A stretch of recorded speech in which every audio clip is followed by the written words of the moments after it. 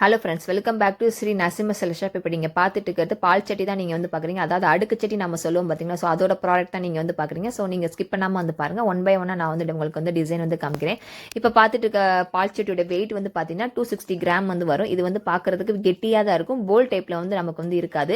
இதில் வர டிசைன் வந்து பார்த்தீங்கன்னா நஹாஸ் போட்ட டிசைன். அதாவது வந்து வெளியே வந்து லட்சுமி படம் போட்டு சுற்றி வந்து நமக்கு வந்து லட்சுமி படம் போட்டு நமக்கு வந்து வந்துடும். ஸோ இதோட வெயிட் வந்து பார்த்தீங்கன்னா ஸ்டார்டிங் வந்து 100 கிராம்லேருந்து நம்ம வந்து அரை கிலோ வரைக்கும் நம்ம வந்து செஞ்சுக்கலாம். அண்ட் நெக்ஸ்ட் ஒன் நீங்கள் வந்து பார்க்குறது பிளெயின். மொதல் வந்து பார்த்து நஹாஸ் போட்ட டிசைன். இது வந்து பிளெயினாகவும் வந்து நம்ம ஷாப்பில் வந்து அவைலபிளாக இருக்குது. இதுவும் வந்து பார்த்தீங்கன்னா ஸ்டார்டிங் வந்து 80 கிராமில் வந்து நம்ம வந்து ஆர்டர் கொடுத்து செஞ்சுக்கலாம்.